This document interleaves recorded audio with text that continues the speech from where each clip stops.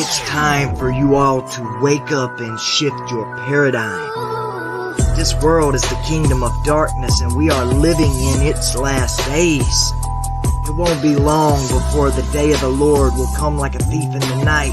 The heavens shall pass away with a great noise, and the elements will melt with fervent heat, and the earth and everything therein shall be burnt up. The Luciferian elite have been setting up the New World Order, and now they've established the globalist beast system for the rise of that wicked one and revealing of the man of sin who comes after the workings of Satan. Don't take my word for it. Read the Bible, and you'll know that perilous times shall come in the last days. And we are in the last days.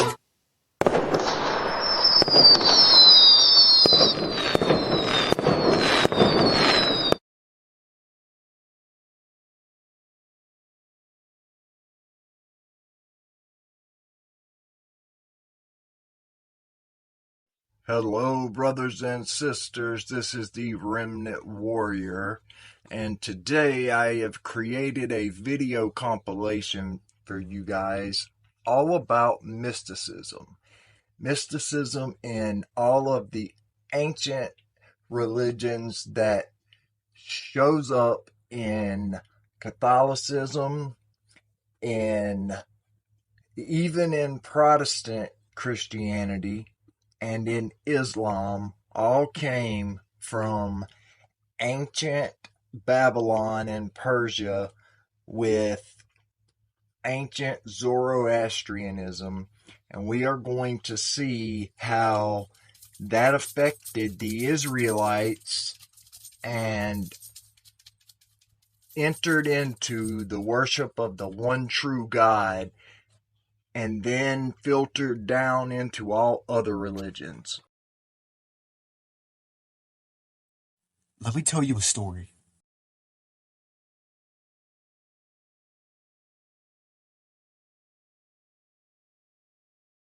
It's the 5th century AD, and the lonely sand-swept deserts of Arabia have not yet been introduced to the religion of Islam. That would come 100 years later. No, the Arab world was much different before the Prophet Muhammad was ever even first mentioned. Jews, Christians, polytheists, Zoroastrians, multiple different religious groups existed at the same time as these polytheists. This is really important to understand. I want you guys to try and think deeply about this. Arabian polytheism, which was the dominant practice amidst all the others, had a history locked deep with an ancient city in the region we know today as Mecca.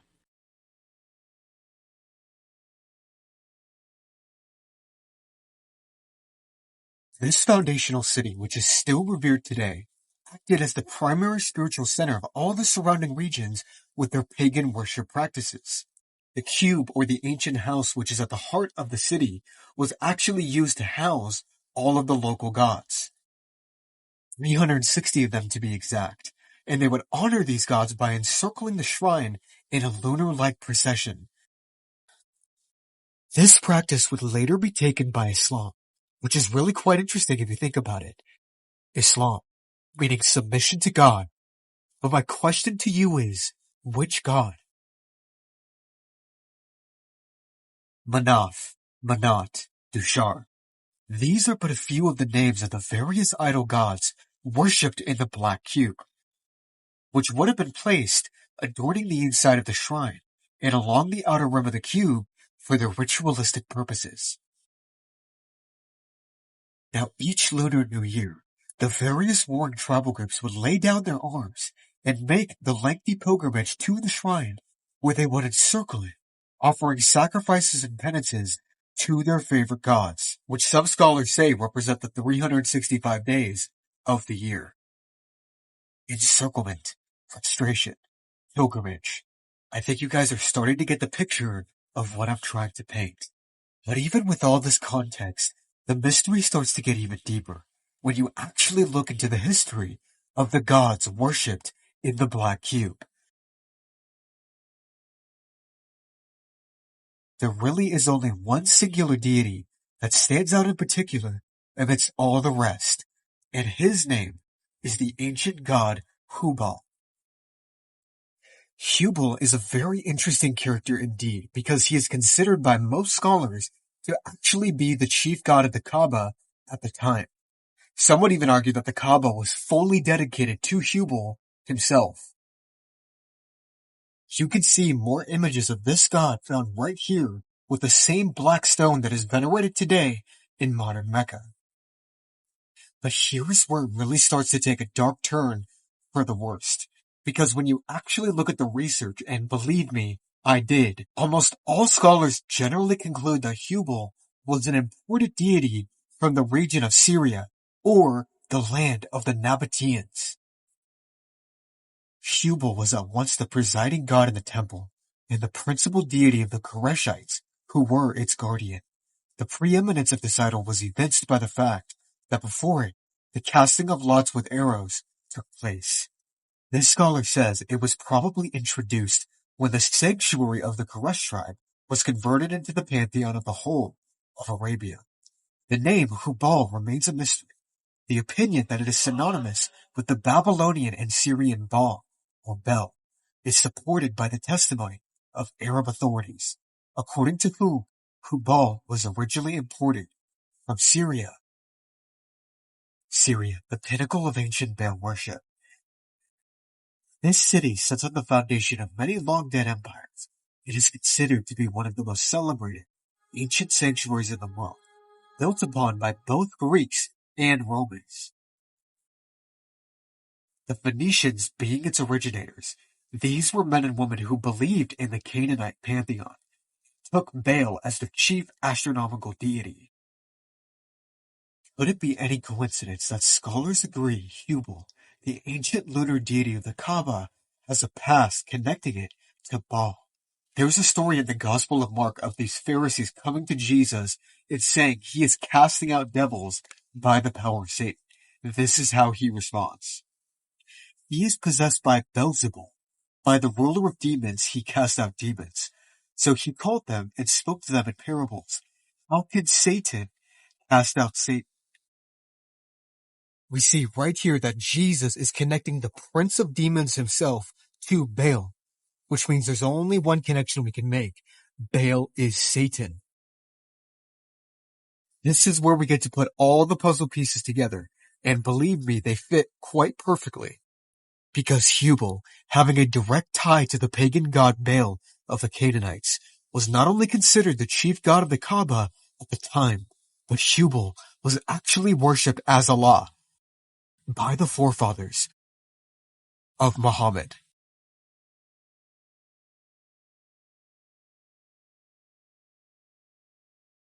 Ibn Kathir, one of Islam's most renowned historians, speaks of a certain forefather of Muhammad digging a well in a region called Zamzam. This was probably just a neighboring region outside the province of Mecca itself.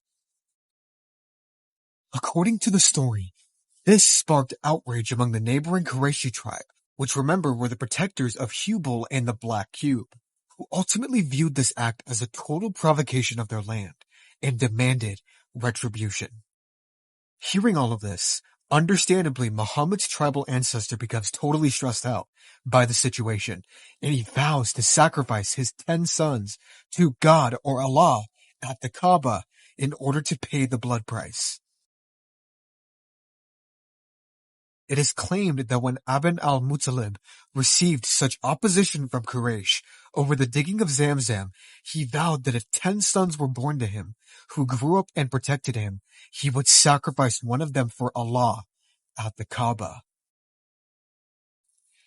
Allah at the Kaaba can only have meant one thing to the forefather of Muhammad at this time, who sought to abate this god's anger through the death of one of his sons. And we know that he could only be speaking of one specific deity, himself. Hubal.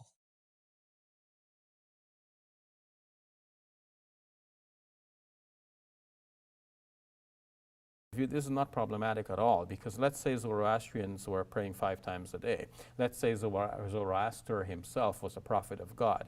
Well, none of that is strange to Muslim thinking, because we understand that Islam is a religion that God has revealed to prior prophets before our Prophet Muhammad. And some of the things that we are given as prescriptions now in our faith, like fasting, is clearly said to be following the example of people before us. As God has prescribed for those before us, He's prescribing the fasting for us as well. And we also don't know how many prophets in total God has sent, right? We only know Precisely. the ones that we Mentioned know of. in the Quran. And Zoroaster is not mentioned in the Quran, but he could very well have been a prophet of God. In fact, when one looks at his teachings, one finds it difficult to think, how could he not have been a prophet of God? Perfect. Thank you very much, Akshwir. You're welcome. Well, both Zoroastrianism and Jewish mysticism heavily influenced Gnosticism. Now, the Gnostic belief in a divine spark that is trapped in the material world, which is controlled by evil forces, comes directly from Zoroastrianism and Merkabah mysticism, which is known today as Kabbalah. Now, one of the most notable of these groups of Gnostics influenced by Zoroastrianism was the Manichaeans, founded by the so-called prophet Mani in the 3rd century CE or AD. And it was Mani's teachings that combined elements of Christianity, Buddhism, and Zoroastrianism to create a complex cosmology that emphasized the struggle between light and darkness. And this is the sect of Gnosticism that Augustine became a part of, and it was followers of Augustine like Martin Luther and John Calvin who first introduced mysticism into Protestant Christian thought. Now, I use the 2 names of Martin Luther and John Calvin simply because they are the 2 names that people will recognize the most when it comes to the Protestant Reformation. Now, because of men like Augustine and his mysticism, the Gnostic belief system had firmly taken root within the Roman Catholic Church centuries before the Protestant Reformation.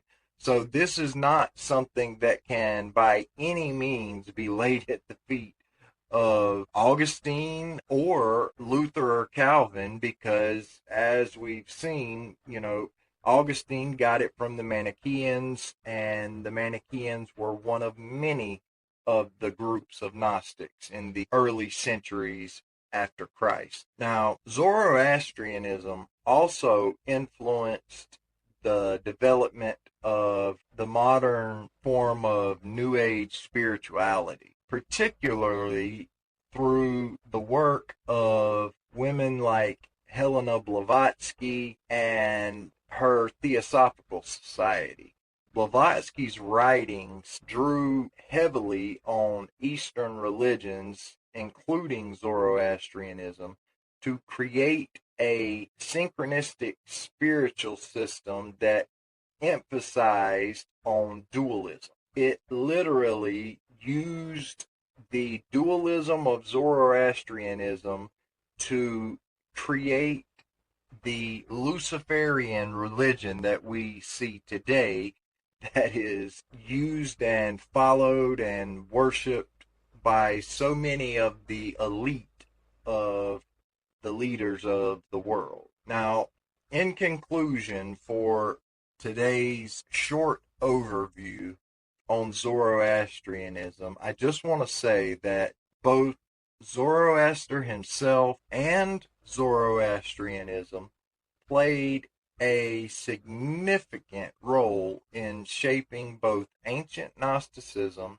and modern New Age spirituality. It's dualistic worldview and emphasis on spiritual evolution continue to influence misguided spiritual seekers who choose to reject the only source of truth that is found in Jesus Christ and the Word of God. Manichaeism was an ancient religion named after the 3rd century visionary and prophet Mani. Among his many titles, he was called both an apostle of Jesus Christ and the Buddha of Light.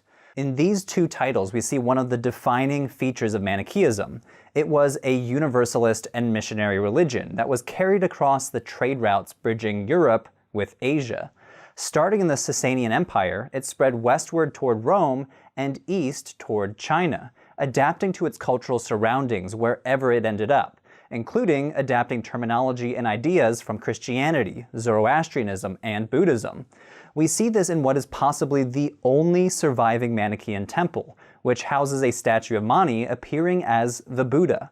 In many respects, Manichaeism was a Silk Road religion. But what was Manichaeism all about? Who was its founder, Mani, and how did it relate to these other religions in antiquity? Little is known with certainty about the founder of Manichaeism, Mani. Many legends surround his youth, upbringing, and life. Even his name Mani might be a religious title rather than a proper name, deriving from a Syriac word meaning my living vessel. But what we know is that he was a world traveler, a prolific writer, and was remembered as a visionary healer and miracle worker. Mani lived most of his life in the Sasanian Empire, a Persian empire that covered much of Mesopotamia and modern-day Iran. He was born around 216 CE among the Aramaic-speaking populations near the city of Ctesiphon on the Tigris River, and here in the marshlands of Mesopotamia, surrounded by a multi-religious population of Syriac Christians, Mandaeans, and Jews, Mani was raised within some sort of religious sect that practiced baptism. We know this from one of the most consequential discoveries for the study of Manichaeans, the Mani Codex, a credit card-sized book discovered in Egypt in the 20th century, and it dates to the 5th century. The Mani Codex contains a description of Mani's life, presumably compiled by his earliest disciples. Now, despite some obvious embellishments in his biography, most scholars have accepted the information about his upbringing as historical. Based on the Mani Codex and other sources, many scholars now believe that we can identify the baptizing community of Mani's youth as the Christian Elkosite community, which would explain the prominent role of biblical narratives and Christian terminology in Manichaean thought. When Mani was a teenager, he received his first vision from a spiritual companion, a supernatural twin, that revealed hidden wisdom about a supernatural light imprisoned in the darkness of the material world. This light was even trapped inside animals and plants, and could be harmed by harvesting fruit and vegetables. In one of the most fascinating passages in the Mani Codex, Mani tells of a member of the Baptist sect who was bringing vegetables to the elder of the city, when suddenly the veggie starts talking. That vegetable wept and said to him, "Are you not righteous? Are you not pure?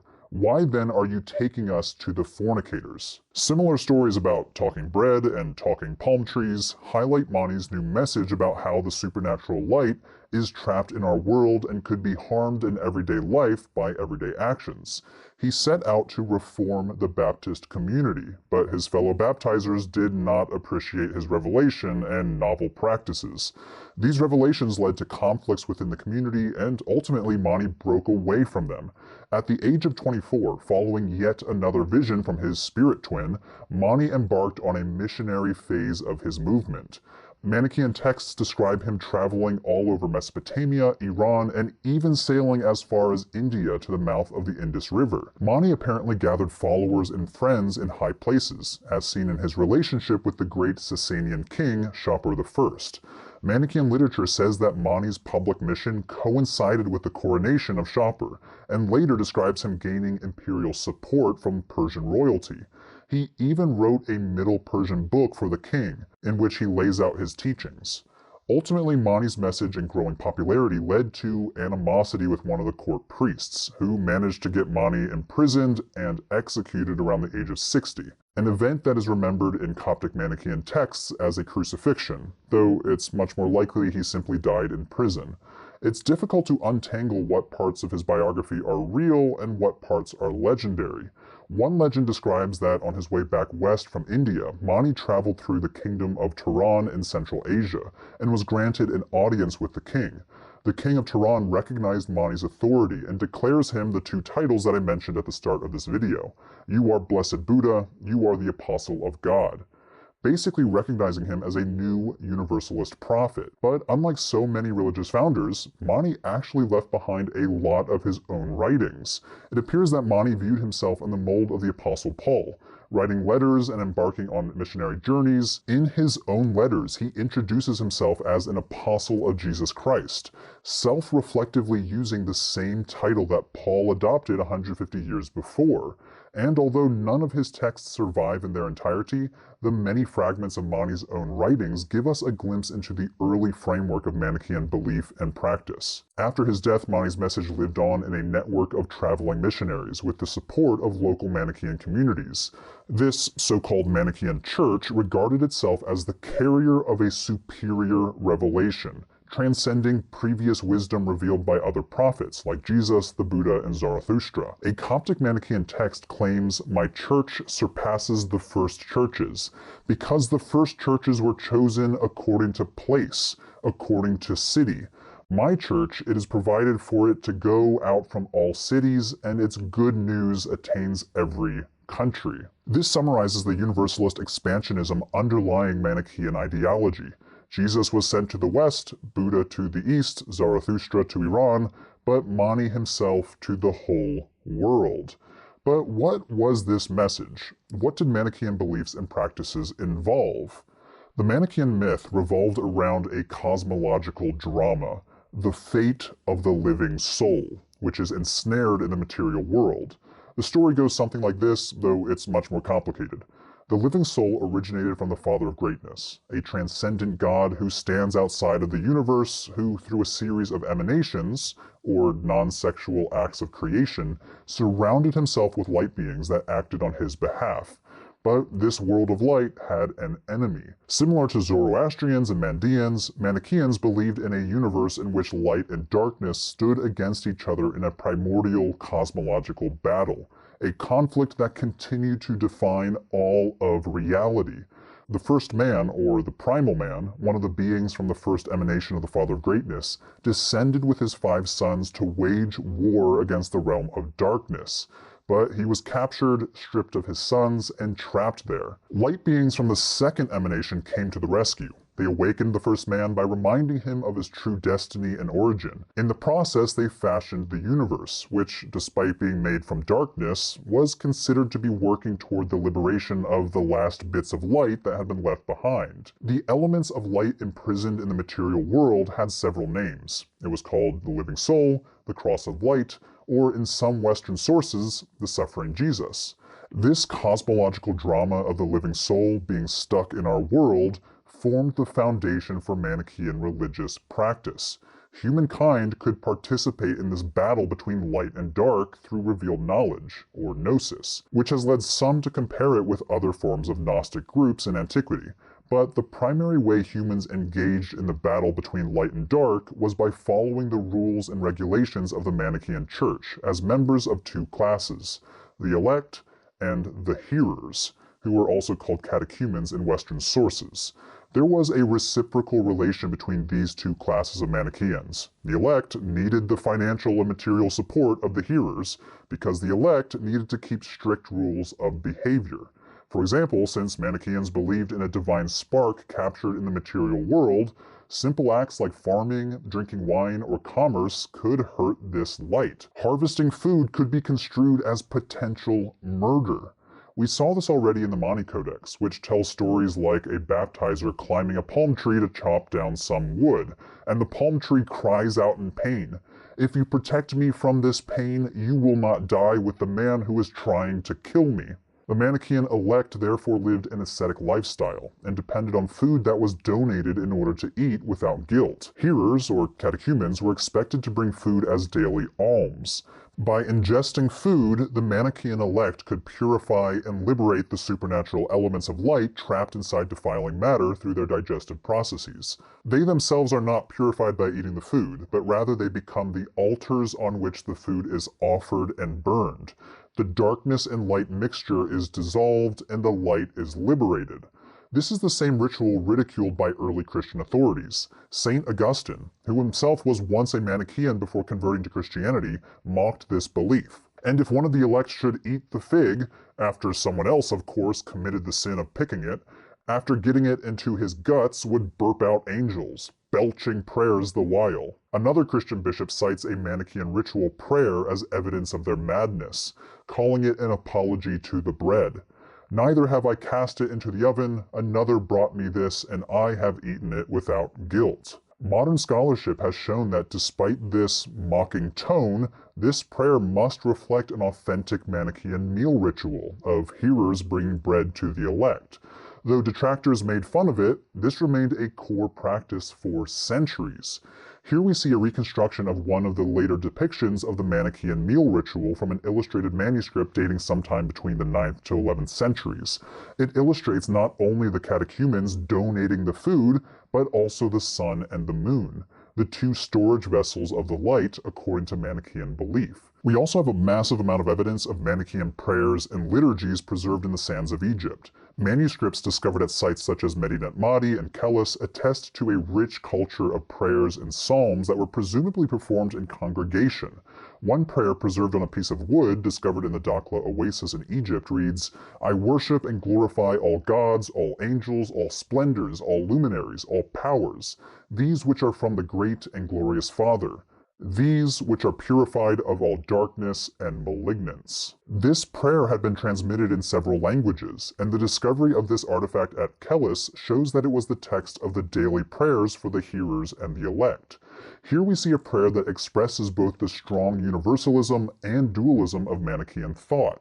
We also see an indirect reference to the Manichaean mission of purifying the light from the darkness. Perhaps because of its universalism or because of the importance of missionary journeys, Manichaeans demonstrated an endless capacity to adapt religious ideas from other cultures into their own religious framework.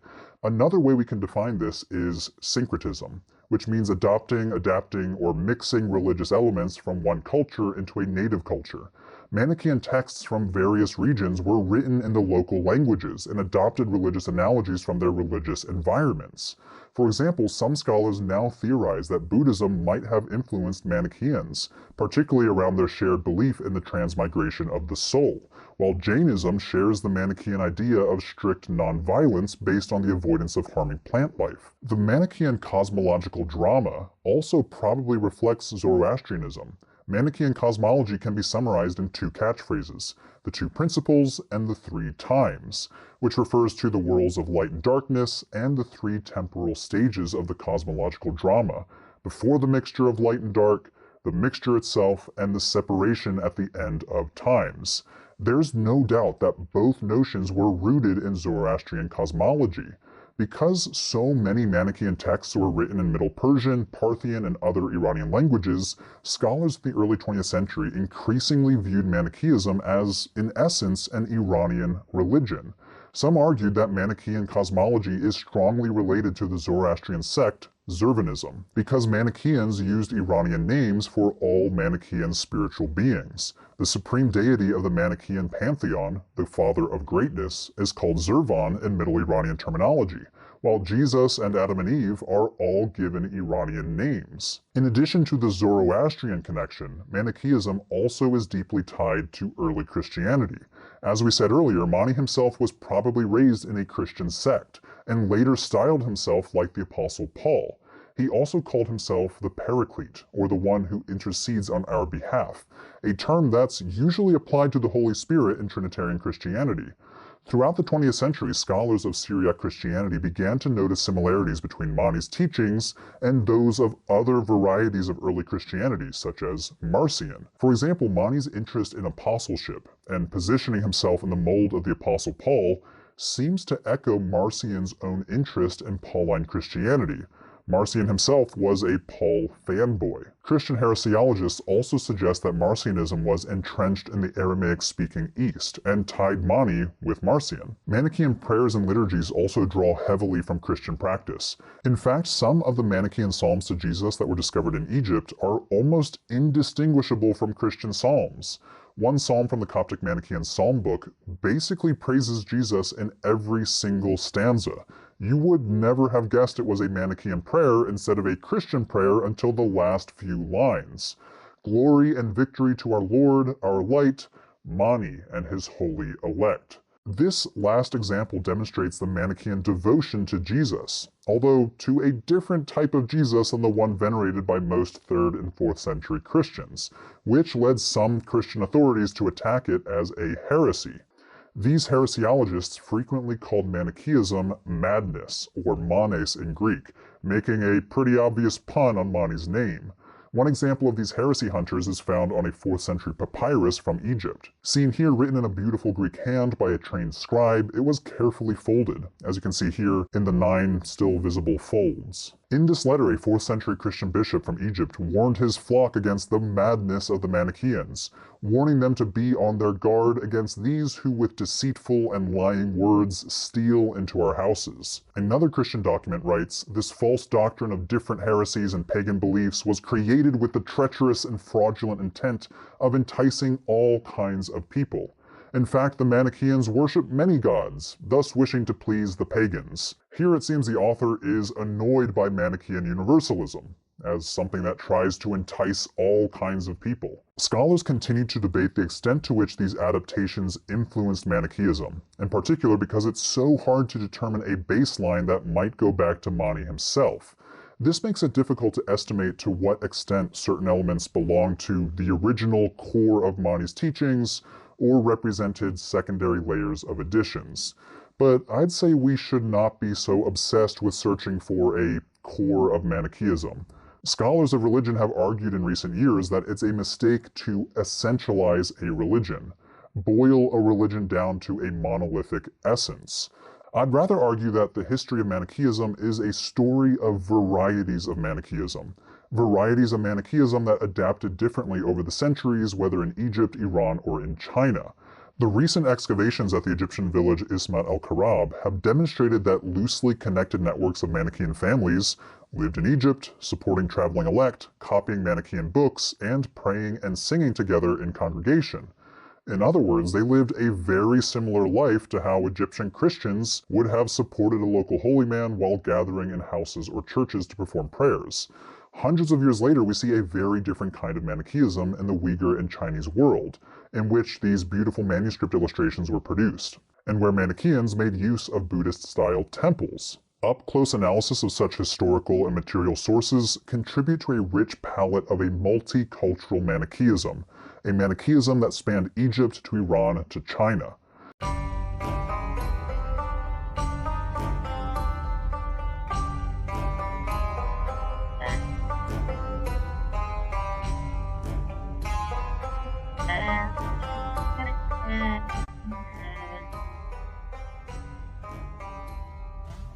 As far back as our history goes, we find that fire has played an important part in the religious ceremonies of the human race. In practically every religion, we find the sacred altar fires, which were guarded by the priests and vestals with greater care than their own lives. In the Bible, we find many references made to the sacred fires, which were used as one form of devotion by the ancient Israelites. The altar of burnt offerings is as old as the human race, and dates from the time when the first man, lifting himself out of the mists of ancient Lemuria, first saw the sun, the great fire spirit of the universe. Among the followers of Zoroaster, the Persian initiate.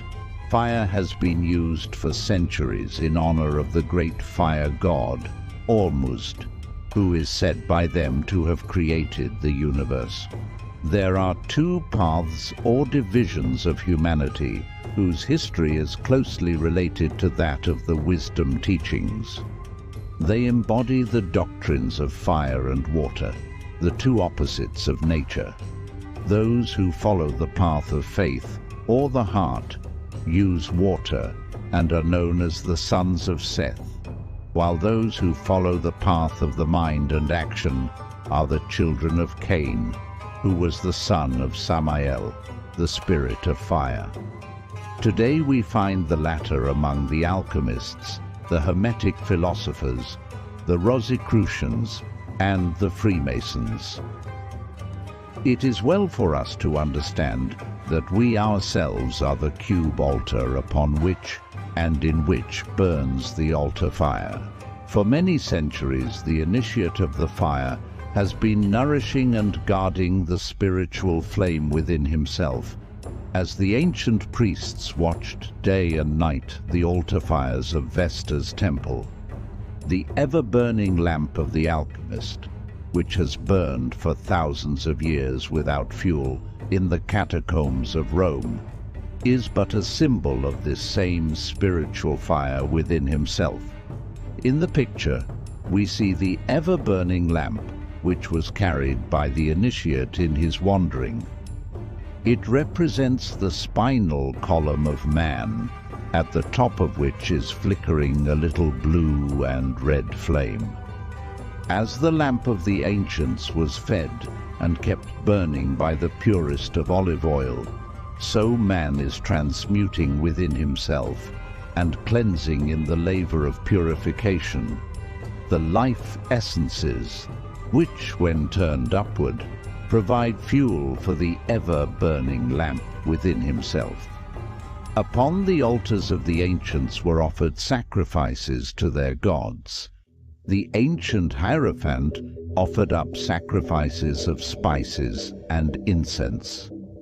The Masonic brother of today still has among his symbols the incense burner or censer, but few of the brothers recognize themselves in this symbol. The ancients symbolized under such things as this the development of the individual, and as the tiny spark burning among the incense cubes slowly consumes all, so the spiritual flame within the student is slowly burning away and transmuting the base metals and properties within himself, and offering up the essence thereof as the smoke upon the altar of divinity. It is said that King Solomon, when he completed his temple, offered bulls as a sacrifice to the Lord by burning them upon the temple altar. Those who believe in a harmless life wonder why so many references are made in the Bible to animal sacrifice.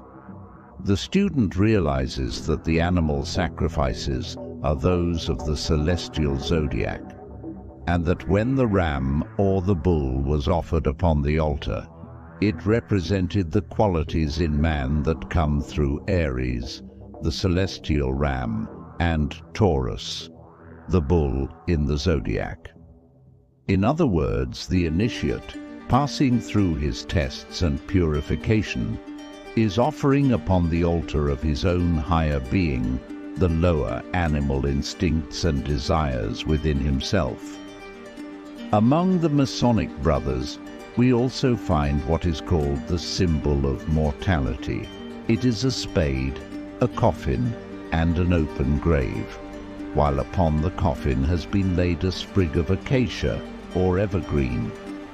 In the picture we see the spade of the gravedigger, which has been considered the symbol of death for centuries. In the Book of Thoth, that strange document which has descended to man at his present stage of evolution as a deck of playing cards, we find a very wonderful symbolism. Of all the suits of cards, That of the spade is the only suit in which all the court cards face away from the pip. In all the other kings and queens, the faces are looking at the little marker in the corner of the card, but in the spade suit, they look away from it.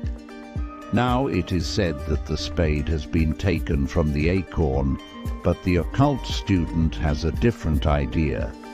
He sees in the spade, which has for ages been the symbol of death, a certain part of his own anatomy. If you will again turn to the picture of the spade, you will see, if you have ever studied anatomy, that the gravedigger's spade is the spinal column, and the spade-shaped piece that is used on the deck of cards is nothing more nor less than the sacrum bone. This bone forms the base of the spinal column and is also the spear of the passion.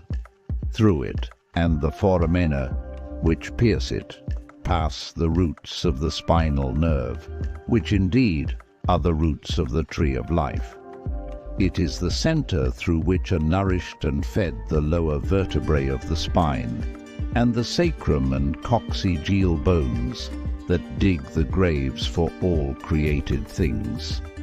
This point has been beautifully symbolized by the gravedigger's spade, which has been used by the brothers of many mystic organizations for ages. The currents and forces working through these lower spinal nerves must be transmuted and lifted upward to feed the altar fire at the positive or upper end of the spine. The centering of thought or emotion upon higher or lower things, as the case may be, determines where this high energy will be expended. If the lower emotions predominate, the flame upon the altar bums low and flickers out, because the forces that feed it have been concentrated upon the lower centers. But when altruism predominates, then the lower forces are raised upward and pass through the purification, which makes possible their being used as fuel for the ever-burning lamp. Thus we see why it was a great sin to let the lamp go out, for the pillar of flames which hovers over the tabernacle, purified and prepared after the direction of the Most High, is the spiritual flame that, hovering above man, lights his way wherever he may go. The sun of our solar system, that is, the spiritual sun behind the physical globe, is one of these flames. It began no greater than ours, and through the power of attraction and the transmuting of its ever-increasing energies, it has reached its present proportions. This flame in man is the light that shineth in darkness. It is the spiritual flame within himself. It lights his way as no exterior light can. This radiating out from him brings into view, one by one, the hidden things of the cosmos, and his ignorance is dispelled in exactly the same proportion as his light is spread.